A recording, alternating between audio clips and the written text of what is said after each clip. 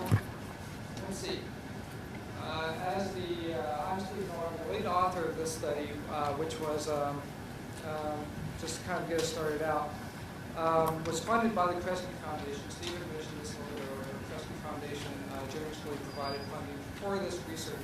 I'd like to give special thanks to the Center for Climate Strategies for their leadership in this whole process from the start, and also from their perspective of working with us on this research project. A couple of other researchers were involved with this research study. Dan Way at the University of Southern California and Adam Rose as well. Both of them have played an integral part in the Michigan Climate Action Council initial report as well. So, okay.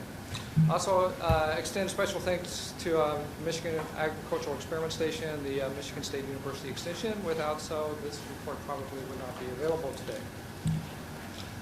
Okay, a lot of what I had planned on talking about today has kind of been talked about by Steve. Steve Chester kind of covered much of this topic, but kind of starting out, just kind of a refresher, on the Michigan Climate Action Council was tasked with kind of three really components. Part would be inventorying greenhouse gas emissions and also forecasting those greenhouse gas emissions. Additionally, they were tasked with compiling a comprehensive climate action plan, and that's the component that I'm going to talk about this morning. It's the compiling the comprehensive climate action plan and looking at how that climate action plan would likely materialize in economic outcomes if it came to fruition. Okay?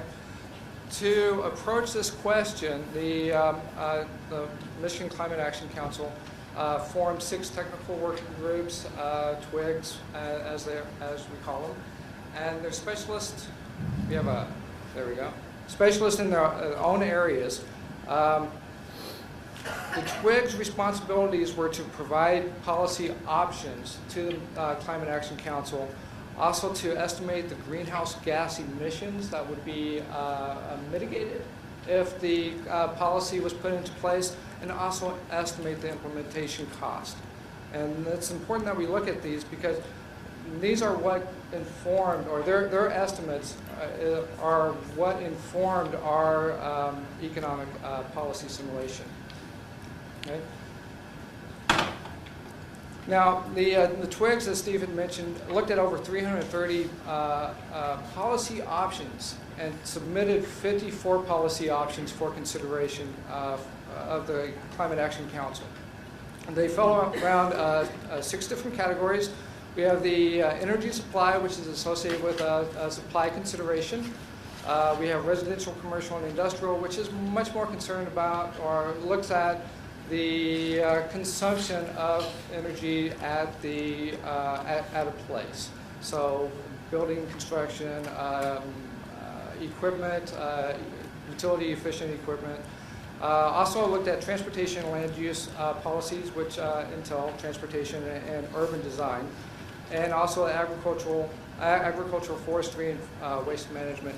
Which looks at agricultural, natural resource type questions, as well as municipal solid waste type waste management.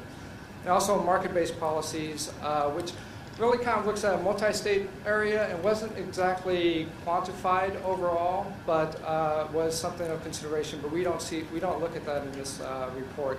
And also cross-cutting issues, which were not quantified throughout the process, so they're also not estimated here.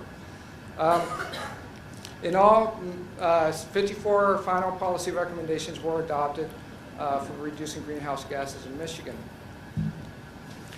And this chart shows us basically what they saw as direct outcomes of the implementation of these policies. And these are aggregated into four distinct areas. Once again, cross-cutting issues were not quantified. But we have residential, commercial, and industrial, which, as the chart shows us, would expect to mitigate 524 million metric tons of CO2 equivalent, and we can look at the rest.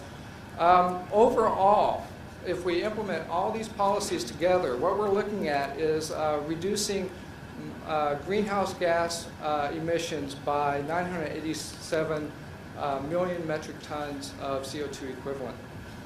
Now, if we look at this from an investment perspective, that is, as an investment in something that pays out into the future, what we see is it's actually positive. It pays back, in today's terms, it pays back $10 million. That is, or $10 billion. So as you can see, on the net present value column, most of these have what's a negative value for the net present value. And what exactly that means is that it costs less to implement, or it actually pays us back in net outcomes. So where we think of mitigating greenhouse gases, we think of investing or costing us money. What the studies find and other states have looked at is that we can actually do this and actually make money doing it. So the negative numbers show us that there's a return to the policies. The energy supply sector is the only one that doesn't show a return. There's an actual investment in that sector. But overall, we would expect a $10 billion return on this investment. We've already seen this graph, so we won't really talk about it here. So let's talk about how the Michigan Climate Action Council plans may impact the economy, how the impacts actually materialize. Well, first of all, there's implementation cost. Any of these programs require some kind of investment, and that investment costs money.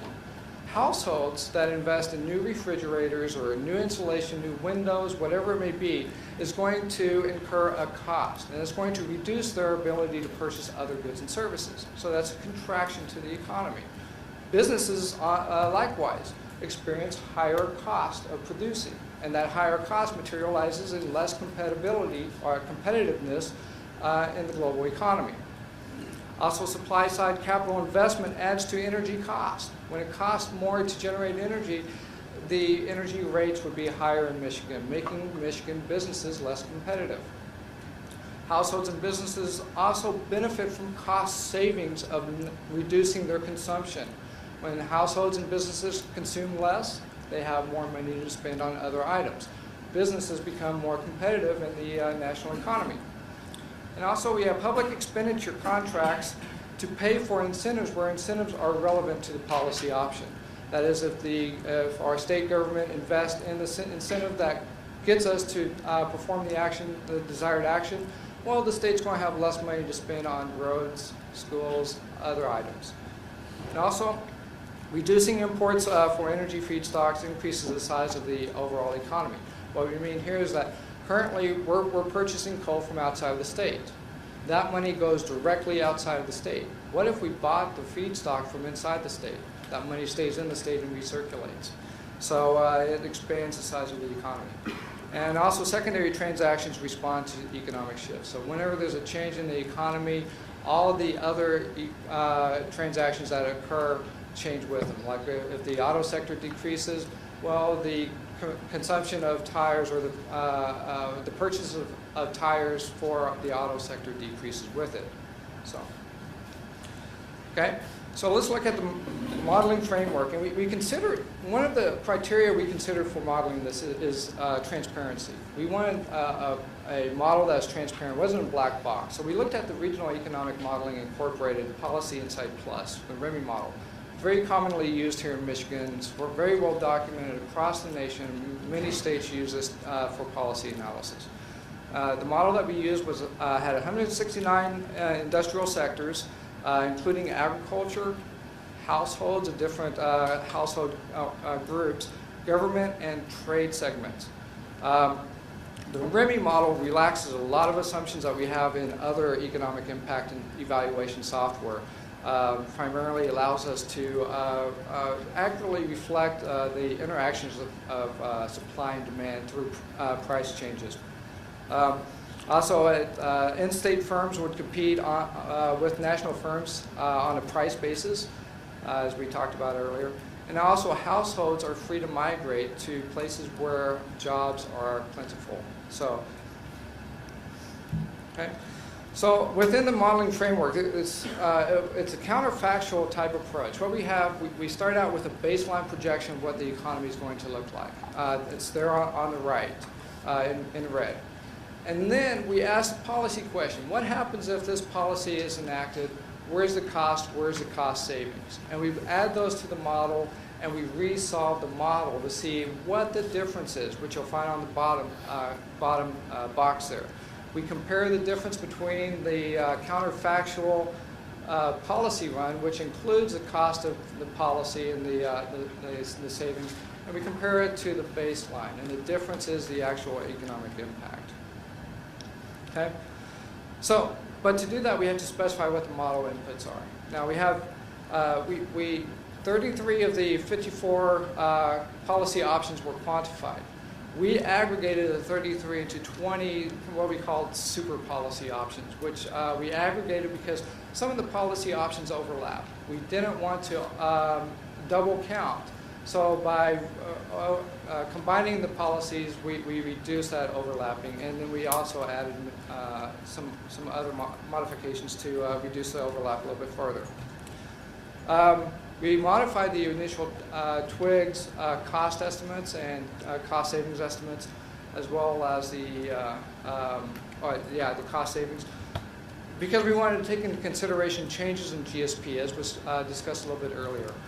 We have had an economic downturn in between, but we've also seen an economic increase over time. So we wanted to account for that, and so we adjusted for energy prices. Energy prices spiked, and now they're back down. So we wanted to make sure that we capture what we actually truly expect energy prices to do since the Climate Action Council put their plan together. And also energy demand change. We're seeing some changes in energy demand in response to energy price changes. And also we looked at vehicle travel miles as modifications. So we adjusted those based on more recent data.